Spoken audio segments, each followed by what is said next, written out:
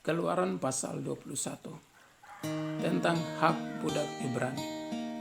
Inilah peraturan-peraturan yang harus kau bawa ke depan mereka. Apabila engkau membeli seorang budak Ibrani, maka haruslah ia bekerja padamu 6 tahun lamanya. Tetapi pada tahun yang ke-7 ia diizinkan keluar sebagai orang merdeka dengan tidak membayar tebusan apa-apa. Jika ia datang seorang dari diri saja, maka keluar pun ia seorang diri. Jika ia mempunyai istri, maka istrinya itu diizinkan keluar bersama-sama dengan dia. Jika tuannya memberikan kepadanya seorang istri dan perempuan itu melahirkan anak-anak lelaki atau perempuan, maka perempuan itu dengan anak-anaknya tetap menjadi kepunyaan tuannya, dan budak laki-laki itu harus keluar seorang diri.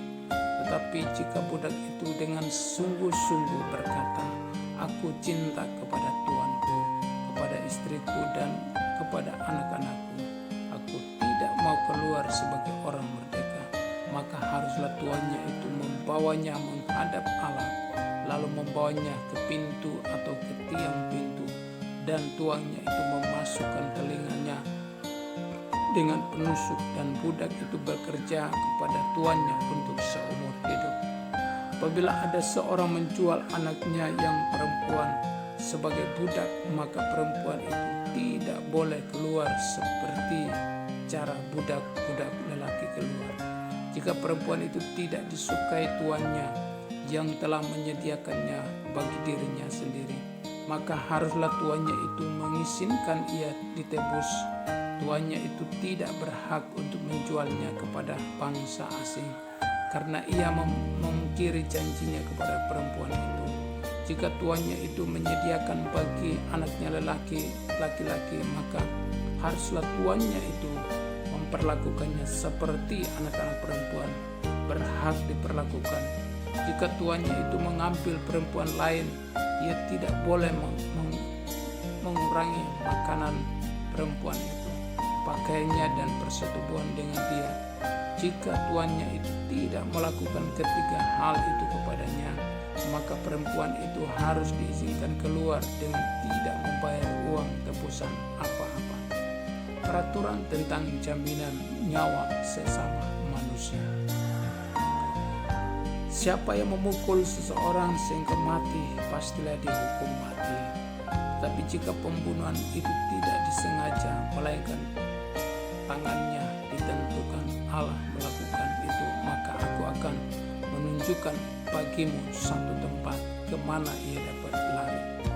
Tetapi apabila seseorang berlaku angkara terhadap sesamanya hingga ia membunuhnya dengan tipu daya, maka engkau harus mengambil orang itu dari mezbahku supaya ia mati dibunuh. Siapa yang memukul ayahnya atau ibunya, pastilah ia dihukum mati. Siapa yang menculik seorang manusia, baik ia telah menjualnya, baik orang itu masih terdapat padanya, ia pasti dihukum mati. Siapa yang mengutuki ayahnya atau ibunya, ia pasti dihukum mati. Apabila ada orang yang bertengkar dan yang seorang memukul yang lain dengan batu atau dengan tinjunya, sehingga yang lain itu memang tidak mati, tetapi terpaksa berbaring di tempat tidur, maka orang yang memukul itu bebas dari hukuman. Jika yang lain itu dapat bangkit lagi dan dapat berjalan di luar dengan memakai tongkat, hanya ia harus membayar kerugian orang yang lain itu karena terpaksa menganggur dan menanggung pengobatannya sampai sembuh. Apabila seorang memukul budaknya laki-laki atau perempuan dengan tongkat sehingga mati karena pukulan itu, pastilah budak itu dibalaskan. Hanya jika budak itu masih hidup sehari 2 maka janganlah dituntut bolanya, sebab budak itu adalah miliknya sendiri.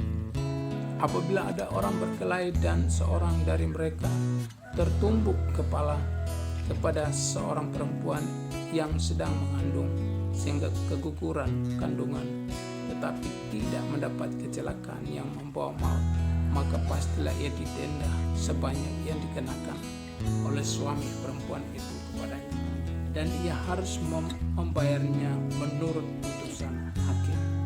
Tetapi jika perempuan itu mendapat kecelakaan yang membawa maut, maka engkau harus memberikan nyawa ganti nyawa, mata ganti mata, gigi ganti gigi, tangan ganti tangan, kaki ganti kaki, lecur ganti lecur, luka ganti luka, bengkak ganti bengkak.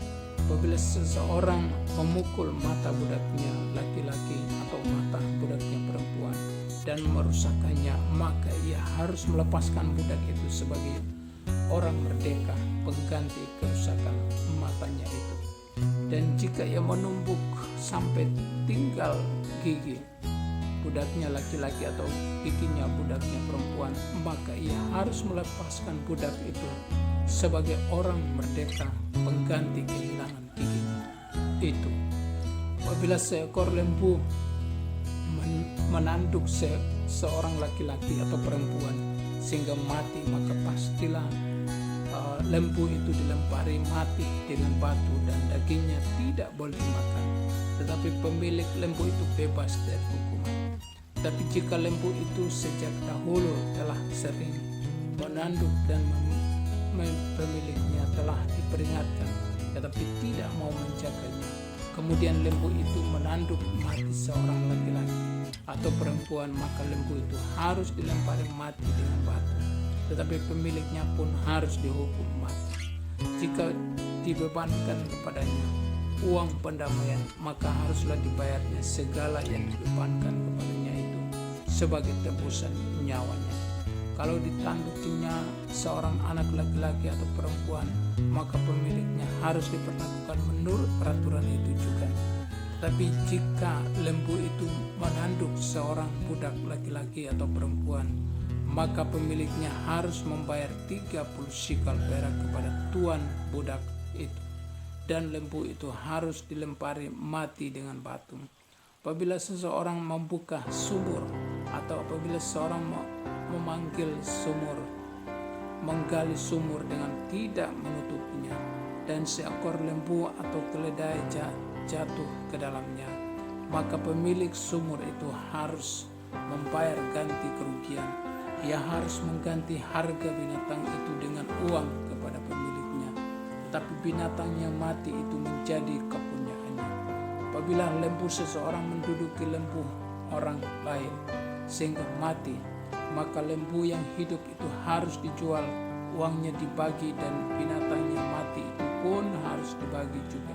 Tetapi jikalau lembu itu terkenal tetapi sehingga menanduk sejak dahulu, dan walaupun demikian pemiliknya tidak mau menjaganya, maka ia harus membayar ganti kerugian sepenuhnya. Lembu ganti lembu, tetapi binatang yang mati itu menjadi kepunyaannya. Keluaran pasal 22, peraturan tentang jaminan harta sesama manusia. Apabila seseorang mencuri seekor lembu atau seekor domba dan mempantainya atau menjualnya, maka ia harus membayar gantinya, yakni 5 ekor lembu ganti lembu itu dan 4 ekor domba ganti domba itu. Jika seorang pencuri kedapatan waktu membongkar dan ia dipukul orang sehingga mati, maka si pemukul tidak berhutang darah. Tetapi jika pembunuhan itu terjadi setelah matahari terbit, maka ia dihitung, maka ia berhutang darah. Pencuri itu harus membayar ganti kerugian sepenuhnya. Jika ia seorang yang tak punya, ia harus dijual ganti apa yang dicurinya. Jika yang dicurinya itu masih terdapat padanya dalam keadaan hidup, baik lembu, keledai atau domba, maka ia harus membayar ganti kerugian 2 kali lipat. Apabila seorang menggembalakan ternaknya di ladangnya atau di kebun anggurnya dan ternak itu dibiarkan berjalan lepas sehingga makan habis ladang orang lain, maka ia harus memberikan hasil yang terbaik.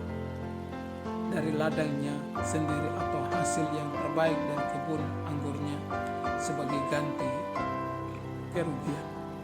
Apabila ada api dinyalakan dan api itu menjilat semak duri, tetapi tumpukan gandum atau gandum yang belum dituai atau di seluruh ladang itu ikut juga dimakan api, maka orang yang menyebabkan kebakaran itu harus membayar ganti kerugian sepenuhnya.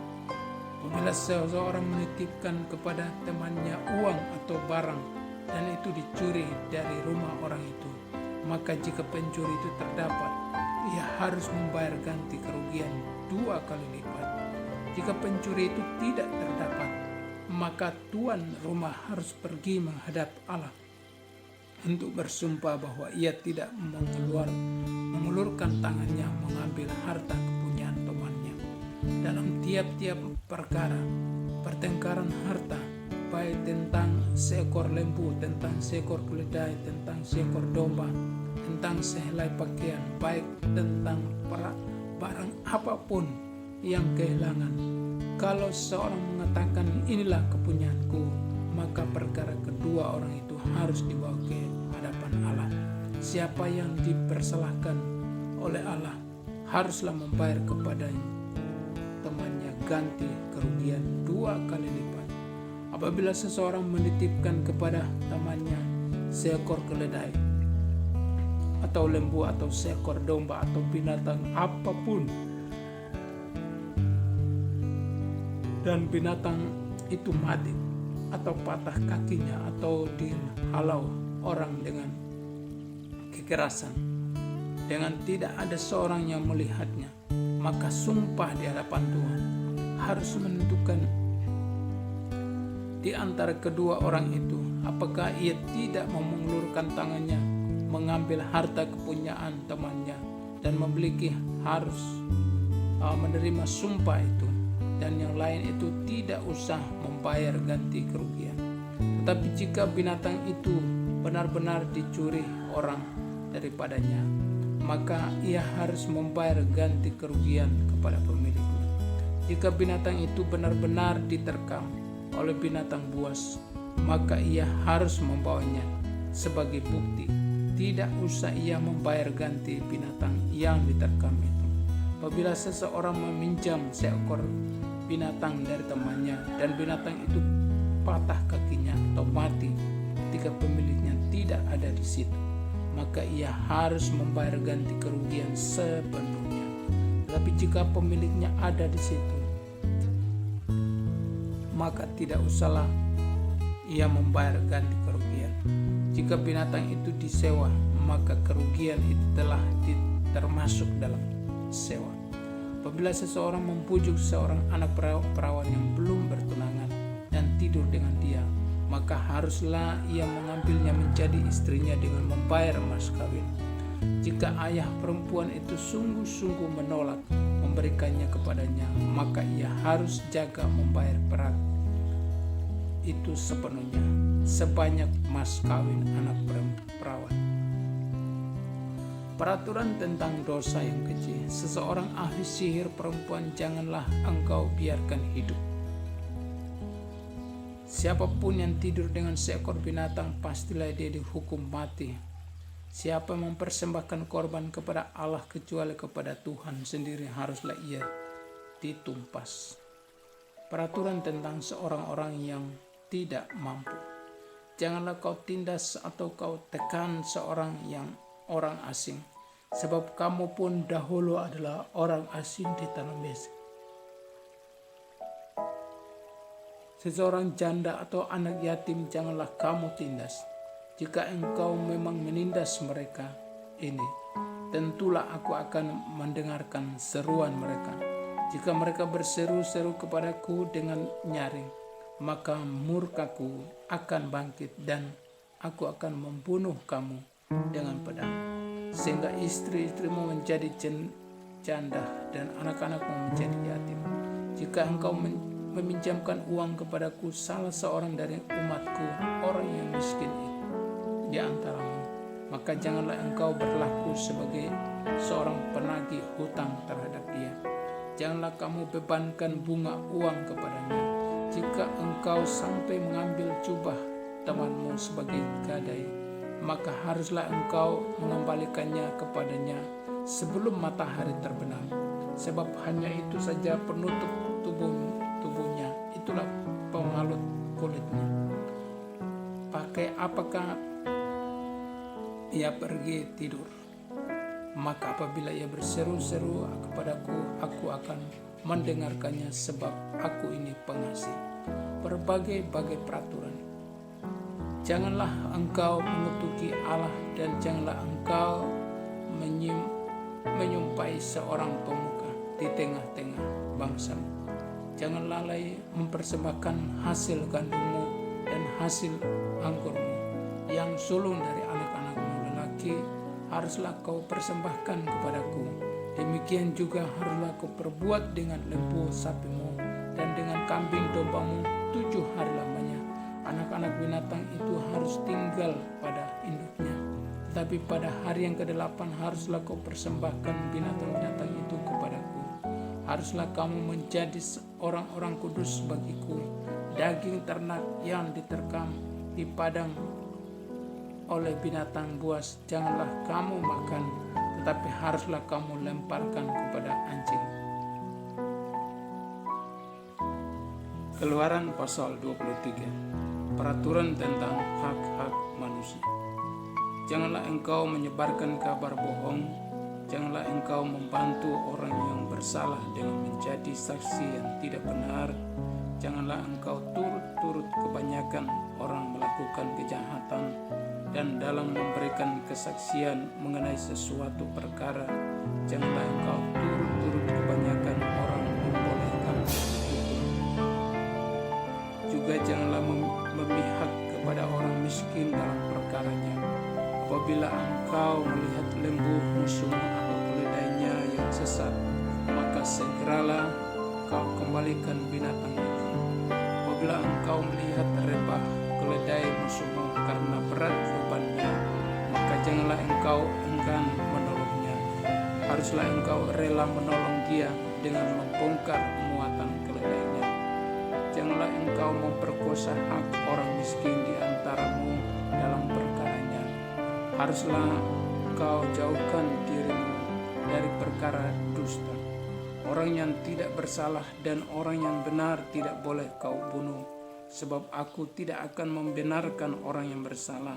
Suap janganlah kau terima, sebab suap membuat buta mata orang-orang yang melihat dan memutarbalikkan perkara orang-orang yang benar.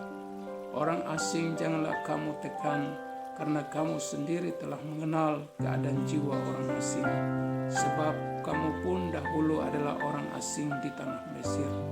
6 tahunlah lamanya engkau menabur di tanahmu dan mengumpulkan hasilnya. Tetapi pada tahun ke-7 haruslah engkau membiarkannya dan meninggalkannya begitu saja, supaya orang miskin di antara bangsamu dapat makan, dan apa yang ditinggalkan mereka haruslah dibiarkan dimakan binatang hutan. Demikian juga kau lakukan dengan kebun anggurmu dan kebun zaitunmu.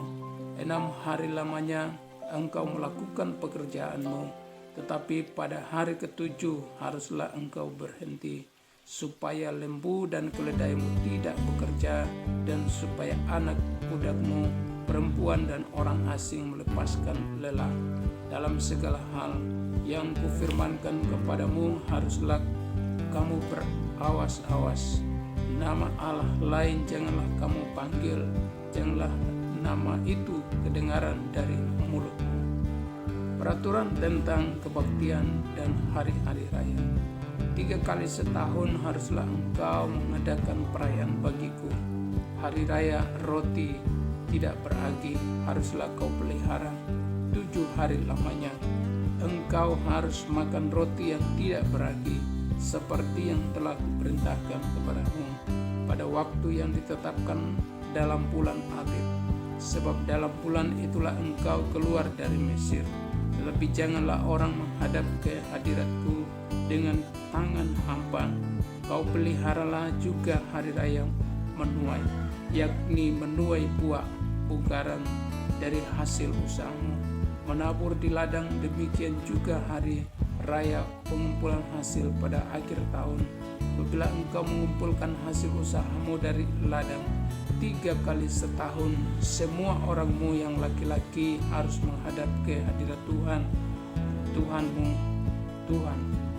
Janganlah kau persembahkan darah korban sembelihan yang kepadaku beserta sesuatu yang beragi. Dan janganlah lemak korban hari rayaku bermalam sampai pagi. Yang terbaik dari buah punggaran hasil tanaman tanahmu haruslah kau bawa ke dalam rumah Tuhan Allahmu. Janganlah kau masuk anak kambing dalam susu induknya. Janji dan teguran kepada Israel. Sesungguhnya aku mengutus seseorang malaikat berjalan di depanmu untuk melindungi engkau di jalan dan untuk membawa engkau ke tempat yang telah kusediakan. Jagalah dirimu di hadapannya dan dengarkanlah perkataannya.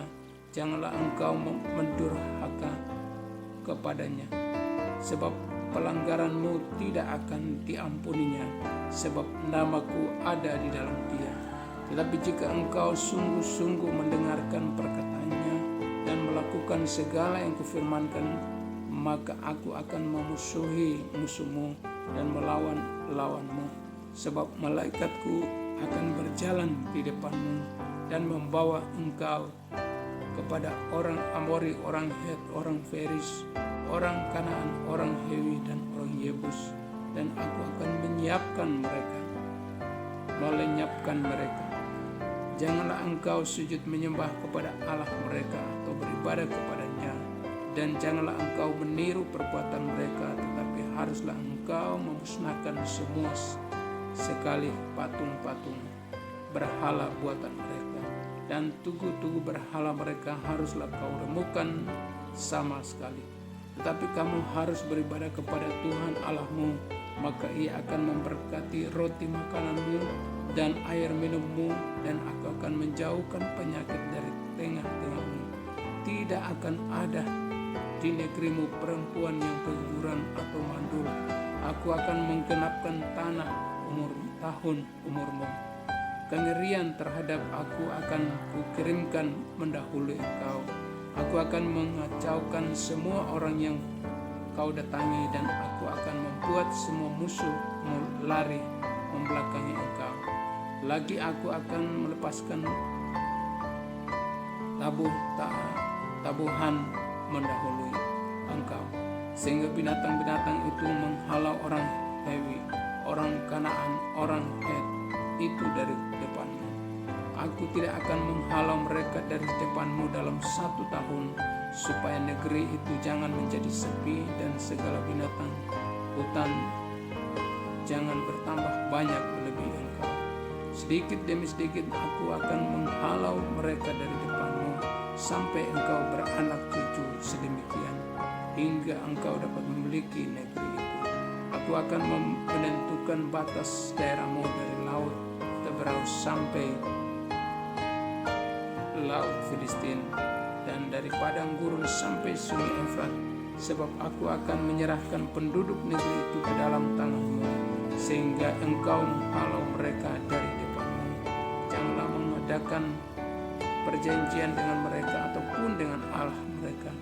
Mereka tidak akan tetap diam di negerimu, supaya mereka jangan membuat engkau berdosa kepadaku dengan beribadah kepada Allah mereka, sebab tentulah hal itu menjadi jerat bagimu. Keluaran pasal 24. Upacara pengikatan perjanjian antara Tuhan dengan bangsa Israel. Berfirmanlah ia kepada Musa, naiklah menghadap Tuhan engkau dan Harun, Nadab dan Abihu, dan 70 orang dari para tua-tua Israel, dan sujudlah kamu menyembah dari jauh. Hanya Musa sendirilah yang mendekat kepada Tuhan, tetapi mereka itu tidak boleh mendekat, dan bangsa itu tidak boleh naik bersama-sama dengan dia. Lalu datanglah Musa dan memberitahukan kepada bangsa itu segala firman Tuhan dan segala peraturan itu. Maka seluruh bangsa itu menjawab serentak, segala firman yang telah diucapkan Tuhan itu akan kami lakukan. Lalu Musa menuliskan segala firman Tuhan itu. Keesokan harinya pagi-pagi diberikannya lah mesbah di kaki gunung itu dengan 12 tugu sesuai dengan 12 suku Israel. Kemudian disuruhnyalah orang-orang muda dari bangsa Israel, maka mereka mempersembahkan korban bakaran dan menyembelih lembu jantan sebagai korban keselamatan kepada Tuhan. Sesudah itu Musa mengambil sebagian dari darah itu, lalu ditaruhnya ke dalam pasu. Sebagian lagi dari darah itu disiramkannya pada mezbah itu. Diambilnyalah kitab perjanjian itu, lalu dibacakannya dengan didengar oleh bangsa itu, dan mereka berkata, segala firman Tuhan akan kami lakukan dan akan kami dengarkan. Kemudian Musa mengambil darah itu dan menyiramkannya pada bangsa itu serta berkata, inilah darah perjanjian yang diadakan Tuhan dengan kamu berdasarkan segala firman ini. Dan naiklah Musa dengan Harun, Nadab dan Abihu dan 70 orang dari para tua-tua Israel. Lalu mereka melihat Allah Israel, kakinya berjejak pada sesuatu yang buatannya seperti lantai dari batu nilam dan yang terangnya seperti langit yang cerah. Tapi kepada pemuka-pemuka orang Israel itu tidaklah diulurkannya tangannya. Mereka memandang Allah lalu makan dan minum. Musa di Gunung Sinai.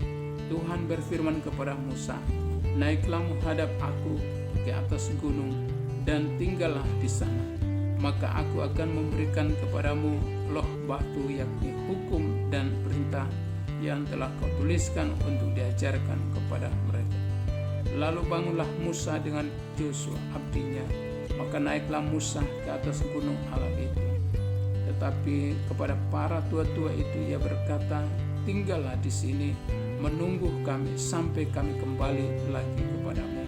Bukankah Harun dan Hur ada bersama-sama dengan kamu?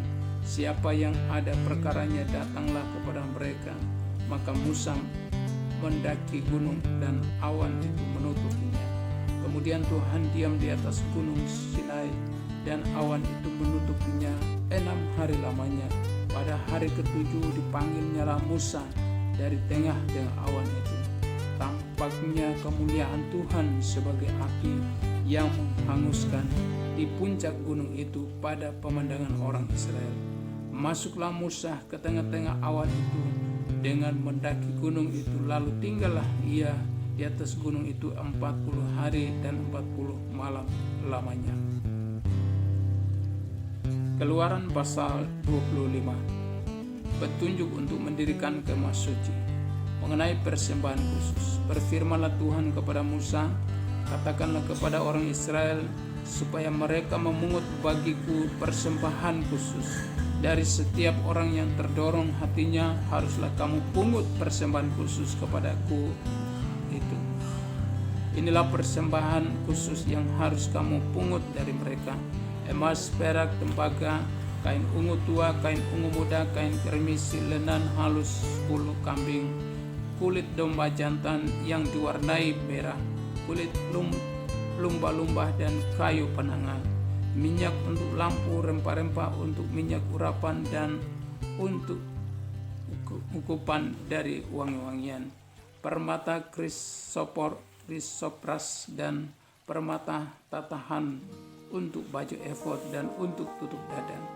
Dan mereka harus membuat tempat kudus bagiku, supaya aku akan diam di tengah-tengah mereka, menurut segala apa yang kutunjukkan kepadamu sebagai contoh kemah suci dan sebagai contoh segala perabotnya. Demikianlah harus kamu membuatnya. Mengenai tabut perjanjian, haruslah mereka membuat tabut dari kayu penanga, 2,5 hasta panjangnya, 1,5 hasta lebarnya, dan 1,5 hasta tingginya. Haruslah engkau menyalutnya dengan emas murni dari dalam dan dari luar. Engkau harus menyalutnya, dan di atasnya harus kau buat bingkai emas sekelilingnya. Haruslah engkau menuang 4 gelang emas untuk tabut itu dan pasanglah galang itu pada keempat penjurunya, yaitu 2 galang pada rusuknya yang satu dan 2 galang pada rusuknya yang kedua. Engkau harus membuat kayu pengusung dari kayu penangah dan menyalutnya dengan emas. Haruslah engkau memasukkan kayu pengusung itu ke dalam galang yang ada pada rusuk tabut itu, supaya dengan itu tabut dapat diangkut. Kayu pengusung itu haruslah tetap tinggal dalam galang itu, tidak boleh dicabut dari dalamnya. Dalam tabut itu haruslah kau taruh loh hukum yang akan kuberikan kepadamu. Juga engkau harus membuat tutup pendamaian dari emas murni, 2,5 hasta panjangnya dan 1,5 hasta lebarnya. Dan haruslah kau buat 2 kerup dari emas. Kau buatlah itu dari emas tampaan pada kedua ujung tutup pendamaian itu. Buatlah 1 kerup pada ujung sebelah sini dan 1 kerup pada ujung sebelah sana, seiras dengan tutup pendamaian itu. Kamu buatlah kerup itu di atas kedua ujungnya. Kerup-kerup itu harus mengembangkan kedua sayapnya ke atas, sedang sayap-sayapnya menudungi tutup pendamaian itu, dan mukanya menghadap kepada masing-masing kepada tutup pendamaian. Itulah harus menghadap muka kerup-kerup itu. Haruslah kau letakkan tutup pendamaian itu di atas tabut, dan dalam tabut itu engkau harus menaruh loh hukum yang akan kuberikan kepadamu. Dan di sanalah aku akan bertemu dengan engkau, dan dari atas tutup pendamaian itu, dari antara kedua kerup yang di atas tabut hukum itu, aku akan berbicara dengan engkau tetap tentang segala sesuatu yang akan kuperintahkan kepadamu untuk disampaikan kepada orang Israel. Mengenai meja roti sajian, lagi haruslah engkau membuat meja dari kayu penangah, 2 hasta panjangnya, 1 hasta lebarnya, dan 1,5 hasta tingginya. Haruslah engkau menyalutnya dengan emas murni dan membuat bingkai emas sekelilingnya. Haruslah engkau membuat sekelilingnya jalur pinggir yang setapak tangan lebarnya, dan kau buatlah bingkai emas sekeliling jalur pinggirnya itu. Haruslah engkau membuat untuk meja itu 4 gelang emas, dan kau pasanglah gelang-gelang itu di keempat penjurunya. Pada keempat kakinya gelang itu haruslah dekat ke jalur pinggirnya, sebagai tempat memasukkan kayu pengusung supaya meja itu dapat diangkut. Haruslah engkau membuat kayu pengusung itu dari kayu penangah dan menyalutnya dengan emas, dan dengan itulah meja harus diangkut. Haruslah engkau membuat pinggangnya, cawanya, keindahannya, dan pialanya yang dipakai untuk persembahan curahan. Haruslah engkau membuat semuanya itu dari emas murni, dan haruslah engkau tetap meletakkan roti sajian di atas meja itu di depan.